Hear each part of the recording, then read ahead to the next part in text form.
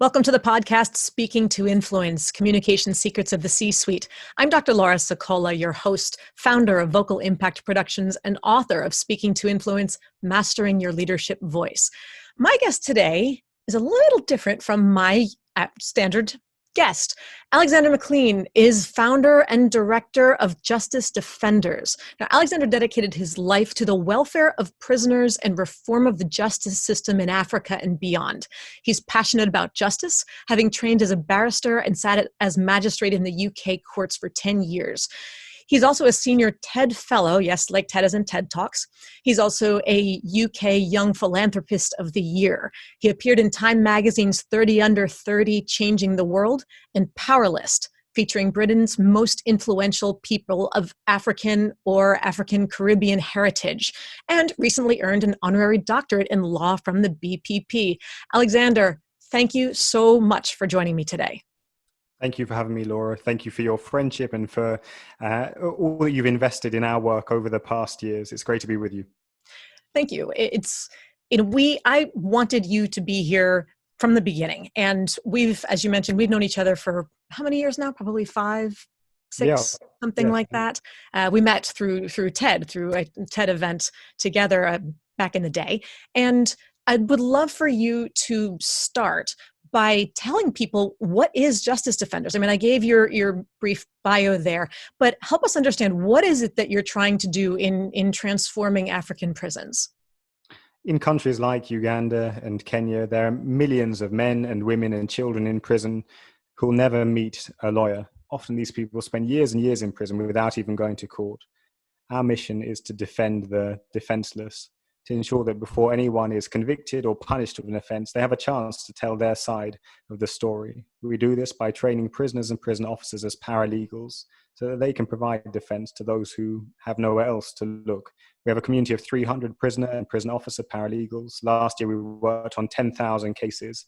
As a result of it, 5,000 prisoners were released from prison by the courts.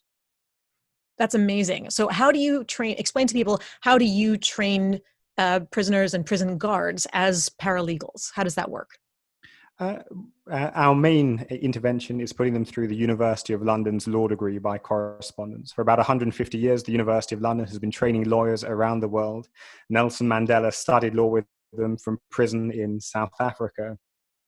They have an incredible high-quality law degree, and we enroll prisoners and prison officers in Uganda and Kenya. So far, we've had 22 of them graduate. We've got about another 50 on the program. They're studying from death row, from overcrowded prisons. But we see in prison there are people who are hungry to understand the law, who want to know how it can apply to their lives and to the lives of their communities. And we see our students performing incredibly well in their legal exams, whether they study in tough conditions. And as they get legal knowledge, they share it with others, working on appeals, preparing their fellow prisoners for trial, working on their bail applications.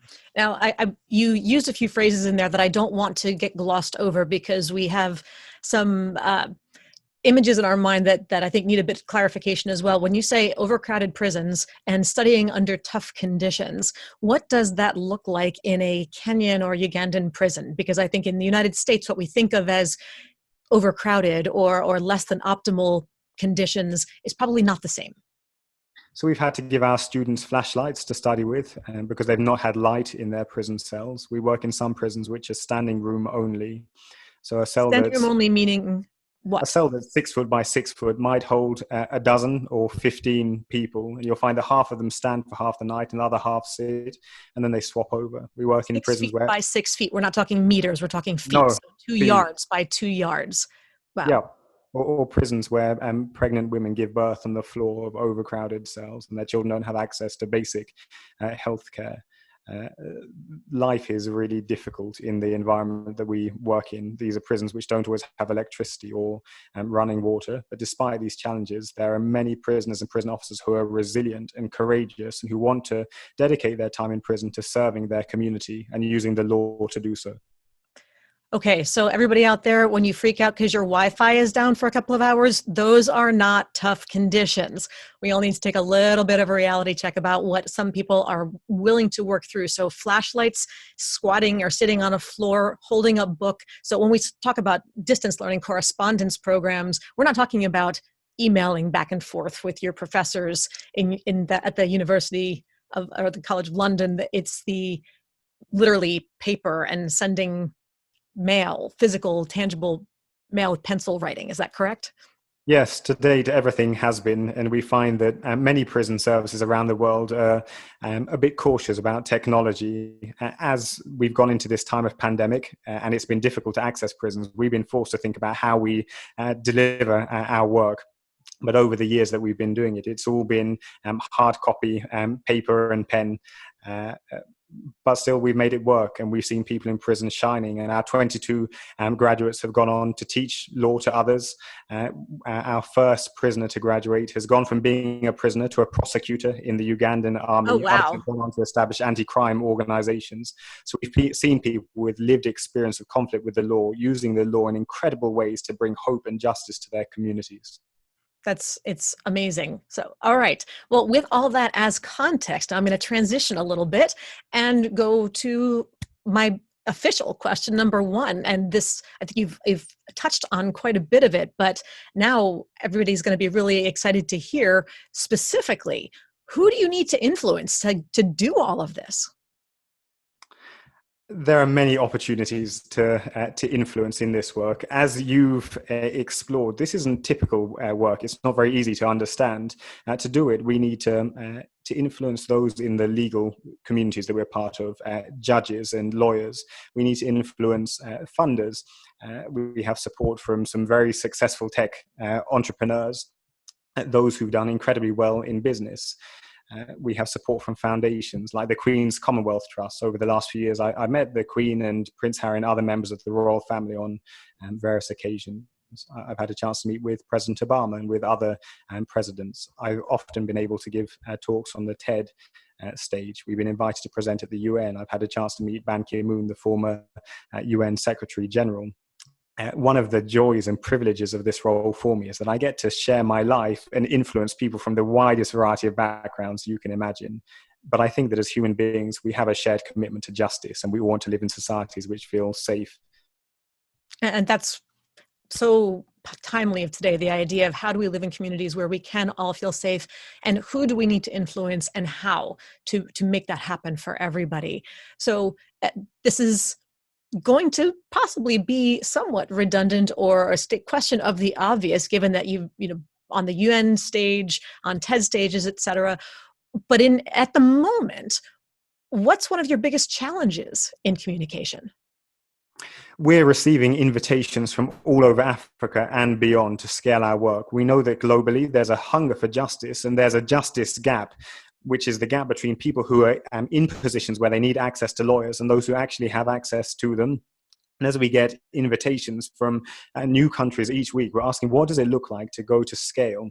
We have our model, we've seen great results, but how do we respond to these invitations? And we're trying to understand how we more effectively influence those who have experience of developing companies and take them to scale, who could be our funders as we do this work.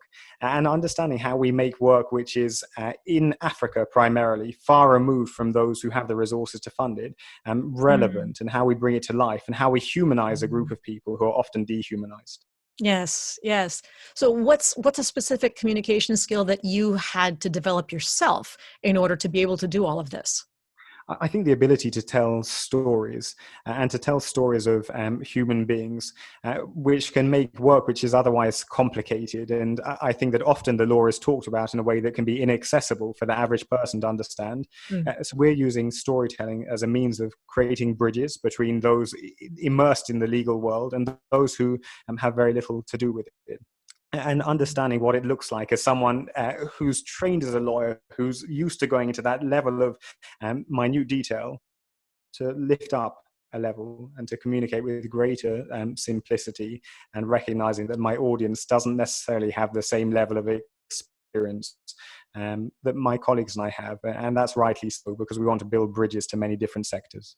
Sure. That's it sounds like what I refer to as overcoming the expert's curse, where you've got so much training, so much expertise, your law degree, et cetera. So you learn to think and to speak in a certain way that the average people don't necessarily speak in, right? The legalese, et cetera, which I think is somewhat universally incomprehensible to the average person. Certainly is for me in many ways. Yeah. I had to overcome the same thing as well, coming out of academia and learning just to speak like a regular person as opposed to the professorial academic researcher of sorts. So congratulations to you for figuring out how to reach so many hearts and minds to be able to convert that way. In the process, what's a mistake you made or a lesson that you had to learn the hard way? I think that I'm learning to let go of my agenda. I think that having spent time in more than 100 prisons around Africa and around the world and seeing things which have broken my heart again and again and again, I've developed a tremendous passion. It's important for me to remember that many people have never thought about the kind of issues that I'm addressing.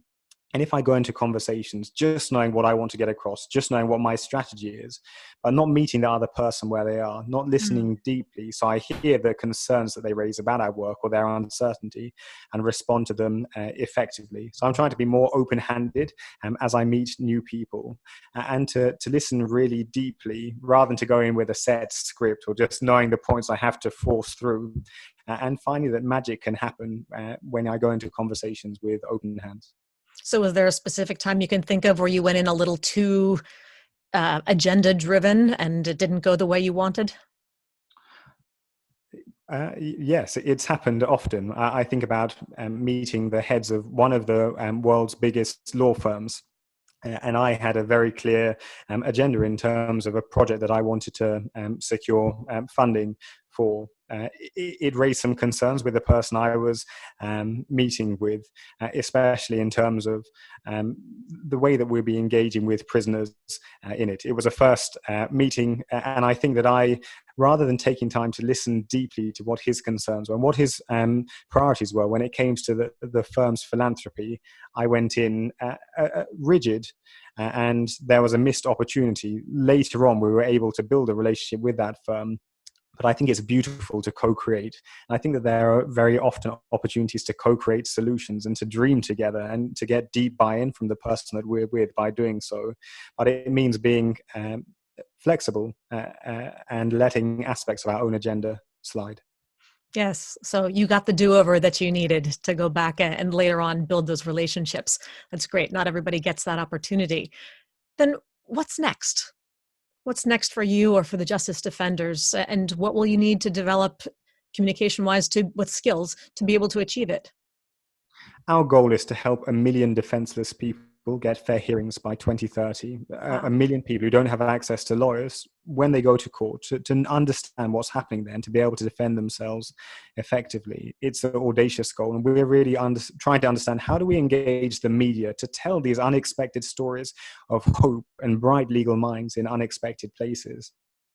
We've had opportunities recently to interact with some fascinating journalists from the likes of the New York Times and the BBC, or I spent time with Anderson Cooper, and understanding how do we frame our work in a way that has broad appeal? How do we take issues which seem niche and far removed from many of the people that we want to influence and help them to understand actually it's very relevant for them, and the issues that we're talking of justice are more relevant than ever as we live in this global community. And we've seen during a time of pandemic how something that's an issue thousands and thousands of miles from home can quickly become relevant much closer to home. And just because there was a little glitch in the sound, I want to make it clear that one of the names that you referenced in there was Anderson Cooper. And that's an upcoming episode, tell everybody which show it is. We're excited to be on 60 Minutes in the coming season. It's been wonderful spending time with Anderson and with the 60 Minutes team. And we're excited to use this as a chance to tell our story to an American audience. Do you have a date for that show yet? No, it'll be sometime before Christmas, but we don't have the precise date yet, but we're very excited for it. So we'll, at the end, of course, we'll give links of where people can go to learn more about the organization and to find out, to keep in touch and keep tabs on when that show will air. But if nothing else, people can check out 60 Minutes and just be mindful of looking for the Justice Defenders episode, which I think will be amazing. I can't wait to see it myself. Then this is going to bring us to the Listener 24-Hour Influence Challenge. This is your chance to challenge the audience, challenge everybody out there to take one step that they can complete within the next 24 hours to have more influence. How would you like to challenge our audience today? I imagine that many of you are like me. You've got family commitments. You've got a lot of people who are reporting to you. You've got competing demands at work, and it can be difficult to balance all of the things which are requiring your time. Your days can be heavily scheduled, and you can go from one thing to the next without pausing to catch your breath. My challenge is over the 24 hours to try and live more slowly and to spend more time listening than you do speaking. And as you go into each conversation, to pause, to really look at the person you're meeting with and to understand what's going on with them, and where you have opportunities to go deeper, to go below the surface. There's a poem written by a nun called Sister Odette, which has spoken to me powerfully in this way about slowing down and really being present to the conversation that we're having, the interaction that we're having this moment. And I share it with you now, as it's spoken to me, especially during this time of pandemic. It says, live today's day. God gives it to you. It belongs to you. Live it in God. Tomorrow's day belongs to God. It doesn't belong to you. Do not impose today's worry upon tomorrow. Tomorrow belongs to God. Hand it over to Him. The present moment is a frail footbridge. If you wear it down with yesterday's regrets, tomorrow's anxiety, the footbridge gives way and you lose your footing. The past, God forgives it. The future, God gives it. Live today's day in communion with God. So I invite you, regardless of how the past days or weeks have been, and regardless of your fears or uncertainty about the future, to see how in these 24 hours to come, you can just be present with the person you're meeting with at work or in your home, and how you can ask questions to understand what's really going on with them and to connect at a deeper level. Oh, that's beautiful. Thank you for sharing both the challenge and the poem. Who was the author again? Sister Odette Provost. She was a nun who was murdered in Algeria in the 1990s, and this was found on her body when she was killed. Oh, wow. Okay. So to Sister Odette, thank you for that beautiful poem. This brings us to the next part of the interview, which is about guiding others on the journey. What is your definition of executive presence or command presence, leadership presence, and how do you recognize it in others? My leadership style is far from command and control. I like ideas relating to servant leadership and enabling others.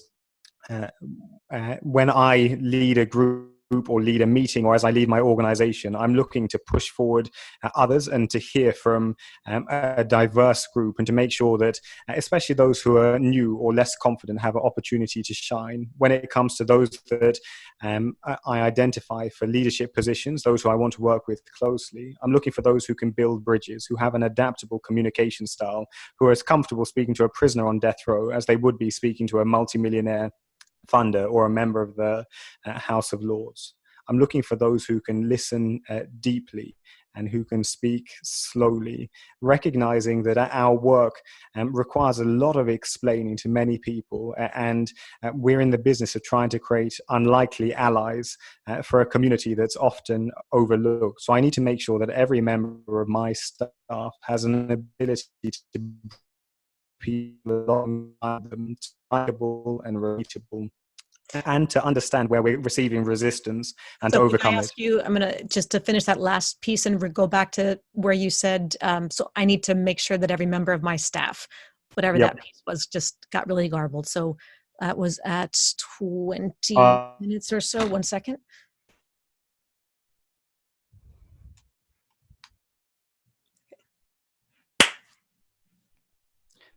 I need to make sure that every member of my staff has an ability to be a bridge builder. I need to work with people who are as comfortable communicating with a prisoner on death row as they are with a multimillionaire funder or with a member of the House of Lords. I need to work with those who have emotional intelligence. We're in the business of trying to win people over to a cause and to join a community that many people wouldn't consider being part of, to become involved in work which many people consider not to be sexy. It means that each of my staff members needs to be able to listen deeply, to understand where people have concerns or reservations about joining us, and to patiently and authentically educate a diverse audience. That's a long list of critical skills for somebody to have, to say the least. What's a red flag? What's a red flag that could be a career derailer for them? I really struggle with impatience. We're running a marathon, not a sprint, doing this work. When it comes to working for more fair, just societies, change takes time. When it comes to engaging deeply with legal systems, there aren't as many quick wins as you might hope. And so I need people with resilience, with stamina, with staying power, those who are able to withstand setback after setback, to pick themselves up and to continue with optimism and hope. That brings me to what I like to call my pet peeve question. With regard to managing up, when for the people who report up to you, who need to bring information to you, what do you wish they would do differently? As much as it's necessary sometimes for us all to have a space to vent, it frustrates me when I become a dumping ground. I'm very happy for people to bring their problems to me, but I always say, come with the ideas for the solution as well, because you're the one who's best placed to solve the issues that you've identified. And what I want to do is to hear the solutions you're proposing, and then to back you in executing the solution that you've identified. And so my hope is that people will pause, think, reflect, and then bring the problem to me when they've got an idea for how to resolve it. Yes, yes. Well, then let's look at a couple of themes and challenges that are very common issues that come up, whether I'm doing coaching, whether I'm doing training. We've talked about some of them in the past. I find that, and so we're going to hit into the speed round. I should have mentioned that in the first place. All right, time for the speed round. And these are issues that many people tend to look at erroneously as a black or white, either or kind of binary. I am this or I'm not that. And very commonly, they feel like they're the only people struggling with these issues, not realizing that others do too. And they may look at somebody like you and say, oh my gosh, you've built so much, you've done so much. You must have just been born charismatic and brilliant and perfect and not have had any challenges along the way. And I think it's a good opportunity to allow people to see that they're not the only ones who struggle with these things, and that everyone has strengths at the same time that can be tapped into. So for each of these items, I'm going to ask you to give me initially a single word or phrase where you land on each of these issues, and then I'll prompt you with an opportunity to give a bit of additional insight or advice to clarify from there. So Great. First, public speaking. You certainly do a lot of it, but inherently, do you love it or hate it? I love it. And then did you always love it, or have you learned to love it? Since I was very small, probably when I was 4 or 5, I started getting given opportunities at school to speak the like, and I think I've always in the limelight. Okay, I'm going to ask you to redo that one because we lost about half of that answer. So we'll try one more time. Sorry. That's okay. No. That's about 24. Okay. Have you always Since loved I it? was very small. Sorry, we'll try that again. I'll clap one more time, and then if you... And then you'll ask the question. Okay. Yep. Have you always loved it? Since I was very small, probably 4 or 5, I was given opportunities to do public speaking, to be in school plays. I think it's a real gift to have a captive audience and to be able to have some minutes to influence them. It's always been fun for me. What's one tip you can give people to speak with confidence? To look back on past experiences where you've been uncertain or nervous and you've managed to get through it, and to allow that to sustain you for what you're going into. So often I'd look back on my wedding day and think about making my wedding vows and how nervous I felt, but I did it. Or I'll think about a time when I spoke to an audience that was different or felt particularly powerful, or having a conversation with the Queen when I felt really nervous, but I got through it. And so look back on those milestones in your life and allow them to sustain you for the future. Nice. Would you consider yourself an introvert or an extrovert? An extrovert. Then what's one related strength of being an extrovert, and what's one related area for growth? I love speaking to people, and I can have a wonderful conversation with almost anyone, anywhere, a bus driver, a waiter. Um, it's very easy for me to make friends and to often connect quite deeply. A challenge of it is that I can get sidetracked. And so sometimes we've been hosting events as an organization for our funders, and I've ended up speaking to one donor or one guest for almost half of the evening, because I go so deep, and it's very difficult once I get into a conversation for me to refocus. And I'm trying to learn how to spread my attention better and to go deep, but also in a way that manages time. Then, lastly, let's talk about conflict, handling conflict. Regardless of the fact that we all have to do it at some point or other, is your internal gut reaction when faced with a difficult conversation, either that you need to initiate or perhaps that someone brings to you, is your natural instinct to want to avoid it or to address it head on? I hate conflict. So would avoid it if at all possible? Yes. Then if that's the case, what is one piece of advice you can give to others about handling conflict if their reflexes like yours? I'm starting to learn very gradually that conflict can be a real gift. And the cost for me of not having those difficult conversations, of not raising difficult issues, is that I can become resentful, or I can get frustrated. And I think that flagging something, especially at an early stage, and creating an opportunity to talk it through can often result in relationships which are much stronger, in increased levels of trust, and can create opportunities to connect in a way that I found isn't possible if I just sweep conflict aside and end up becoming a bit more superficial than I'd like to be. Terrific. Alexander, how can more people learn about you and the Justice Defenders? Our website is justice-defenders.org.